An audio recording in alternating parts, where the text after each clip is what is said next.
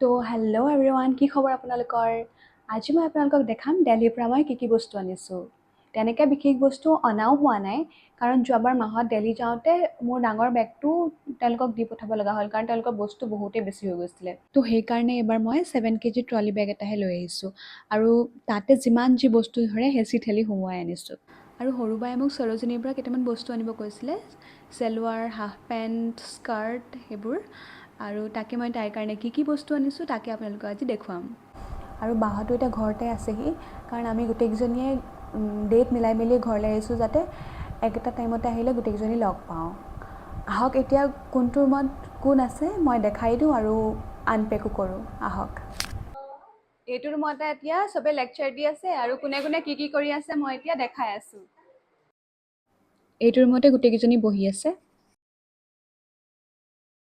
এয়া ভিডিঅ'ত ওলাবলৈ বেয়া ষ্টাইল মাৰি আছে ঘৰতে।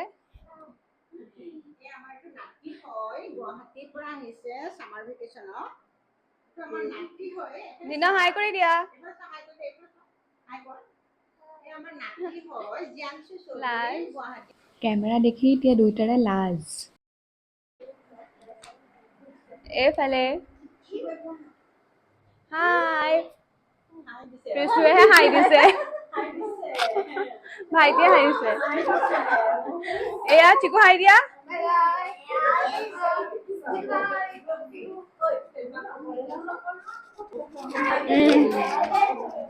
বাবা ক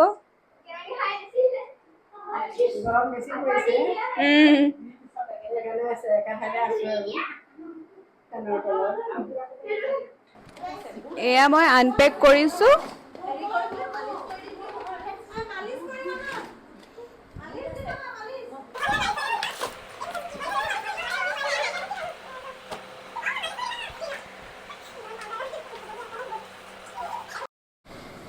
বস্তুবোৰ এই সৰু বেগটোতে ঠাহ খাই অনাৰ বাবে ফাৰ্ষ্টে অকণমান চিজিল কৰি লৈছোঁ। মই 6-7টামান ঘৰত পিন্ধিব পৰা হাফ পেণ্ট, দুযোৰ চেলোৱাৰ, স্কাৰ্ট, টপ তেনেকেই কেইটামান আনিছোঁ। হাফ পেণ্টকেইটা কেইটামান 150 টকাৰ আছিলে, আৰু কেইটামান 80 ৰুপিজৰ আছিলে। বাট চেলোৱাৰ কেইযোৰ দামী আছিলে, 1500-1600 আছিলে দুযোৰ। মোক ব্লগিং কৰা দেখি আমাৰ চিকু বোলে কিবা ক'বলৈ মন গ'ল, আৰু সি কি শ্বেয়াৰ কৰে আপোনালোকে শুনকচোন। হেল্ল' শুনা কিবা এটা আছে, কথা এটা চিক্ৰেট। আমি ভাত খোৱাৰ পিছত সদায় চুপ পুলিচ খেলো, তাত খুৰী সদায় ফাৰ্ষ্ট হয়। কিবা কালা যাদু কৰে, জানো কি কৰে।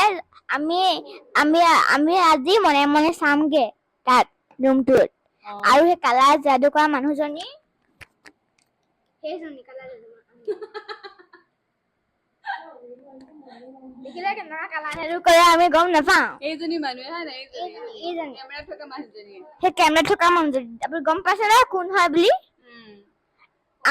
আমি পিছত আপোনাক দেখুৱাই দিম কি কেনেকে কালা যাদু কৰে। আজিকালি ইমানে দে। হেল্ল' বাই গাইছ। তাহাঁতৰ কাৰণে মই এই ইয়েৰিং কেইযোৰমানো লৈ আহিছোঁ, যাৰ যি মন যায় ল'ব। আৰু এইবোৰ মই 30 ৰুপিজতে সৰোজিনীৰ পৰা আনিছোঁ। এই গ্ৰীণ কালাৰটো হৈছে আমাৰ একদম অকণমানিটো, মানে প্ৰিচুৰ ড্ৰেছ। আৰু এইটো হৈছে স্কাৰ্ট, আৰু এইবোৰ চববোৰ হাফ পেণ্টেই।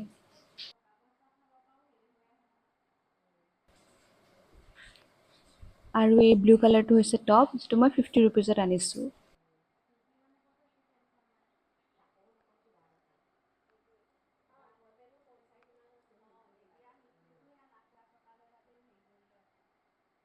এইবোৰ কি কৰিছা তুমি? আমি এটা শুনাৰ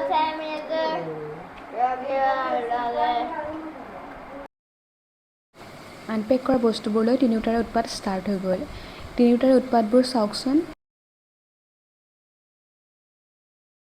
আৰু ইহঁতৰ উৎপাতৰ পৰা আজিৰ ব্লগটো মই ইমানতে সামৰিছোঁ।